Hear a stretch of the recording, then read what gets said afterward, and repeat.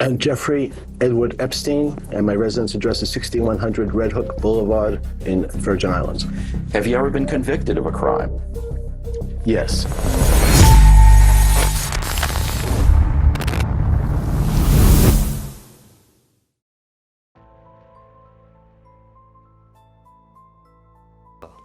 Bayangin aja, dia ini sebenarnya cuma seorang guru matematika asal Amerika beragama Yahudi. Tapi nasibnya berubah drastis. Tiba-tiba dia jadi tajir melintir entah dari mana. Sejak kaya raya, circle pergaulannya langsung naik level. Dia mulai nongkrong sama pengusaha sukses dan politikus top dunia, sampai akhirnya dia lengket banget sama satu pengusaha kakap Amerika bernama Les Wexner.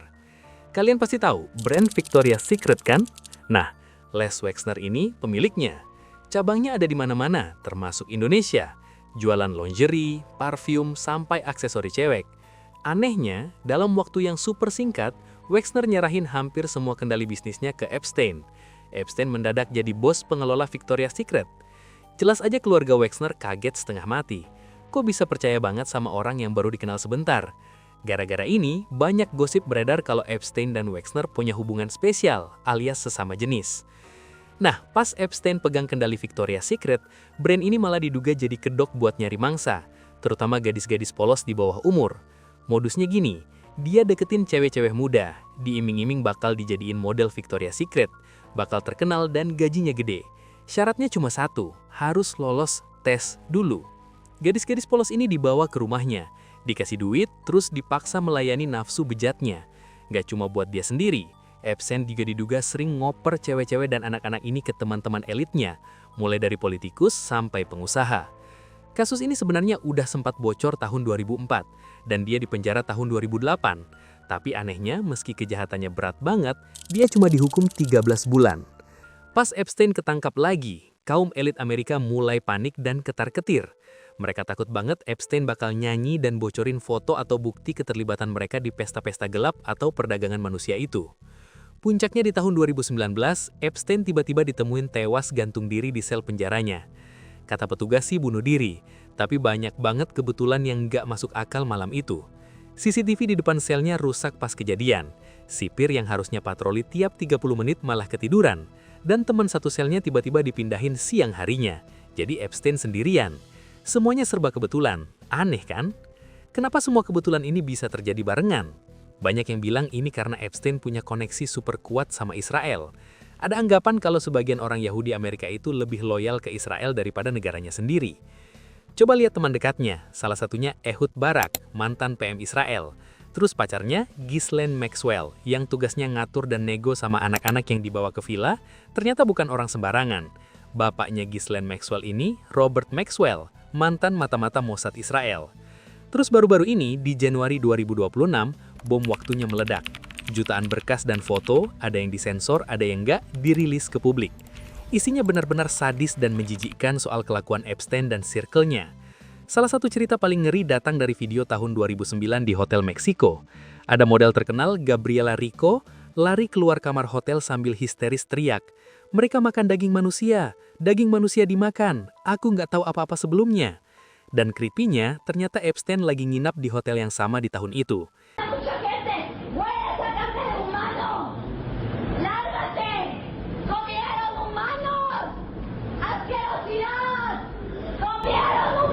Habis kejadian itu, Gabriela Rico ditangkap dan sampai sekarang hilang bak di telan bumi. Gak ada yang tahu dia masih hidup atau enggak.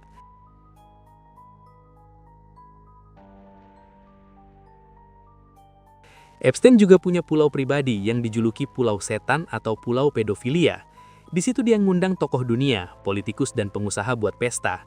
Di pulaunya ada bangunan-bangunan dengan arsitektur aneh yang diduga simbol pemujaan setan. Dan parahnya, anak-anak kecil juga dibawa ke sana. Di pesta itu, Epstein dan tamunya berlomba-lomba milih anak-anak itu dan ya, kalian tahulah buat apa. Yang bikin merinding, seluruh pulau itu penuh kamera tersembunyi, bahkan sampai ke kamar tidur dan toilet. Tujuannya, rekaman itu diduga bakal diserahin ke Mossad Israel buat jadi bahan kartu as.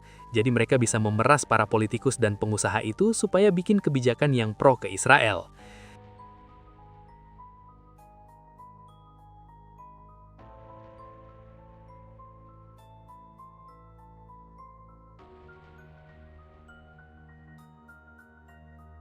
Contoh ini misalnya teman-teman, Elon Musk. Dia itu belum terbukti bersalah dalam masalah ini.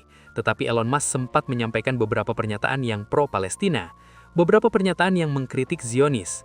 Tiba-tiba beberapa hari kemudian, dia mengunjungi Israel bertemu dengan PM-nya dan menarik semua pernyataan yang sebelumnya, dan dari hari itu dia mulai pro-Zionis. Kira-kira dia diapain? Kira-kira dia takut dengan apa? Yang lebih parah dari pesta aneh yang terjadi di pulaunya, ada ritual yang mereka lakukan, yaitu ritual penyembelihan dan pengorbanan manusia untuk iblis. Mereka kadang-kadang melakukan ritual tersebut di pulaunya, kadang-kadang melakukan ritualnya di kapal di tengah lautan. Mereka mengajak anak kecil ke sana. Dan mohon maaf, kemudian anak kecil dipaksa untuk menjalin hubungan, kemudian dipotong kakinya, tangannya, isi perutnya dikeluarkan, isi perutnya dimakan, darahnya diminum, kemudian dibakar. Hal ini kadang-kadang terjadi pada anak kecil, kadang-kadang terjadi pada orang dewasa. Ini bukan sekedar orang sadis yang suka menyiksa orang. Ini adalah ritual ibadah iblis yang sangat terkenal. Banyak sekali orang di bumi ini yang menyembah setan, yang memuja iblis, dan semua hal ini ada dan terbukti. Dan biasanya orang-orang yang menyembah setan itu orang-orang yang paling berpengaruh di dunia. Penyembahan setan itu sangat berbeda dengan konsep agama. Penyembahan setan itu dilakukan melalui pengorbanan. Jika ada orang yang minta tolong sama iblis, misalnya dia ingin dikasih kekuatan yang lebih, atau dia ingin ganggu orang, atau dia ingin dapat kekuasaan tertentu, iblis tidak langsung ACC.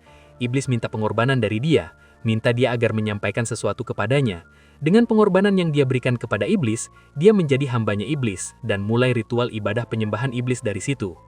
Epstein's Island bukan hanya menjadi TKP, tapi juga kompleks ritual.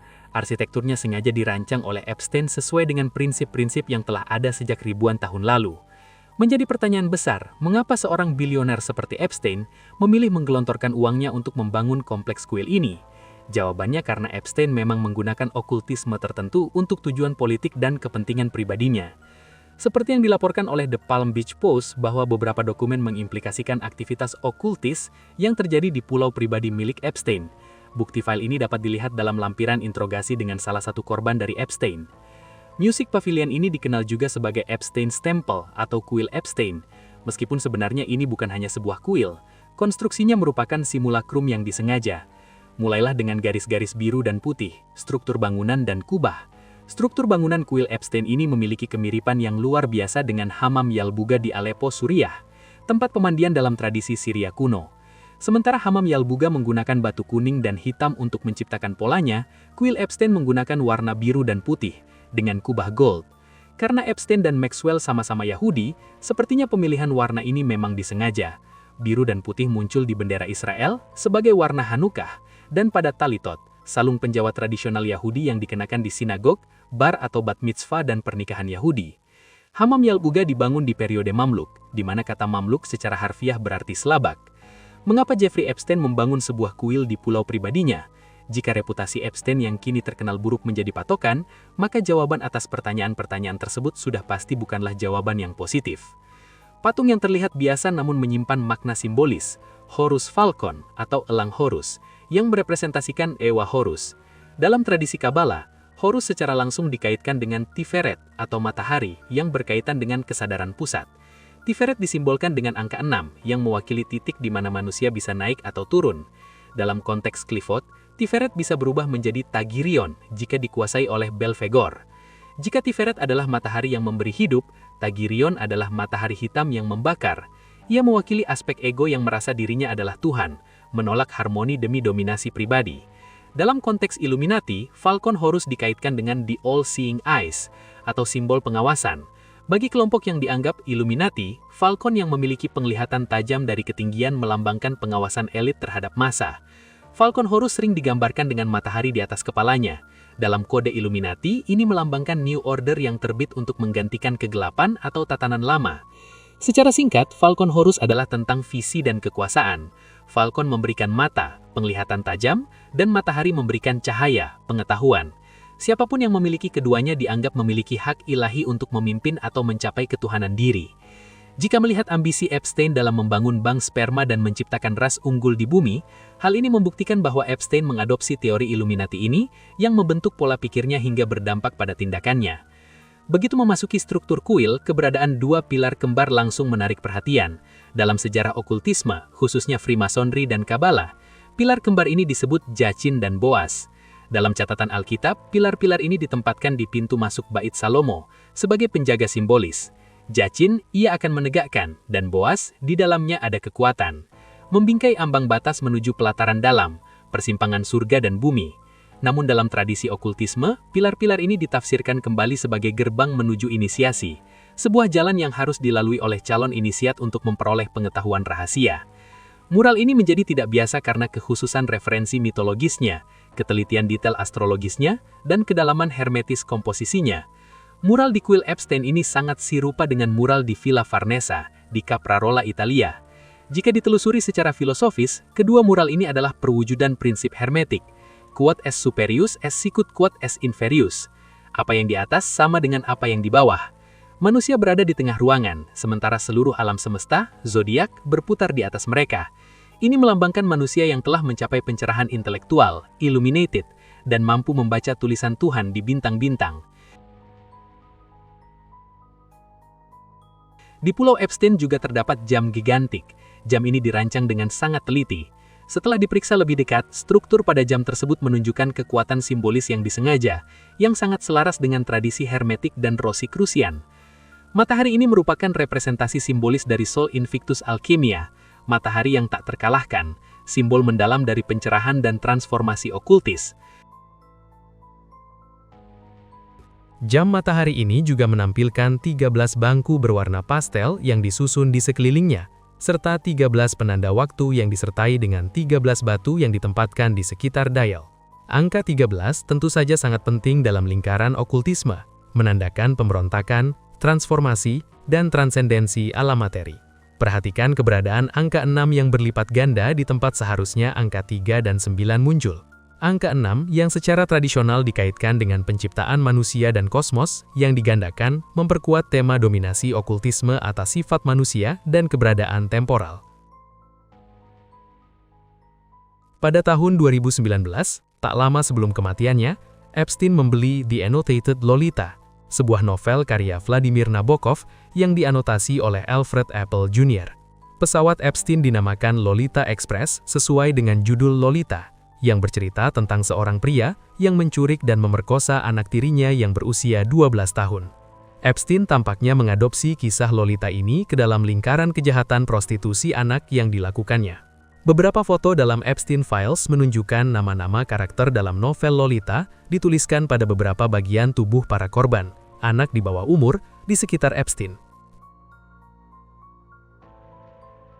Menelusuri jejak Jeffrey Epstein memang seperti memasuki rabbit hole yang sangat gelap. Topik ini seringkali menjadi titik temu antara fakta kriminal mengerikan yang ia lakukan dengan penyalahgunaan kekuasaan yang ekstrim melalui manipulasi klinik terhadap lingkar sosialnya dan para korbannya yang saat itu masih di bawah umur. Dari sini kita bisa paham ketegasan Rasulullah Shallallahu Alaihi Wasallam dalam menyampaikan bahwa siapapun yang terkait dengan urusan sihir, maka dia sudah kafir, sudah keluar dari Islam. Kenapa? Karena sihir itu artinya apa? Minta tolong sama iblis, minta tolong sama jin agar diberikan sesuatu, agar ada orang yang diganggu. Kalau kita sudah minta bantuan, iblis tidak mungkin membantu kita tanpa pengorbanan. Kalau kita sudah melakukan pengorbanan, berarti kita sudah menyembah iblis dan menjadi hambanya iblis. Tapi iblis itu tidak langsung meminta yang susah. Misalnya manusia dikorbankan atau dibakar, atau darahnya diminum. Itu tingkat tertinggi. Biasanya iblis minta yang mudah-mudah dulu bertingkat. Misalnya ada seekor ayam yang harus disembelih, kemudian darahnya diambil, disemprotkan di tempat yang angker misalnya. Ini permintaan yang sangat terkenal. Ada juga satu pengorbanan terkenal dari iblis, menulis ayat Al-Quran di kertas tapi terbalik. Kemudian dibakar, debunya ditaruh di tempat yang angker. Maka jangan heran kalau ada beberapa foto dari kantor-kantor presiden, beberapa presiden dari Amerika, kantor-kantor beberapa pengusaha Yahudi. Di dalam kantornya ada mushaf, ada Al-Quran. Mereka itu bawa bukan untuk dibaca, untuk melakukan praktek mengorbankan ibadah iblis, penyembahan iblis. Kemudian pengorbanan tersebut naik perlahan-pelan sampai menjadi pengorbanan manusia atau anak kecil, atau ibu hamil dan lain-lain. Ini kebiasaan Yahudi dari dulu. Bahkan sejak Nabi Sulaiman meninggal dunia, ketika mereka mempelajari ilmu sihir dan mulai mengganggu orang dan mulai ingin berkuasa menggunakan ilmu sihir tersebut. Banyak sekali orang Yahudi yang statusnya Yahudi, tapi sebenarnya mereka menyembah setan.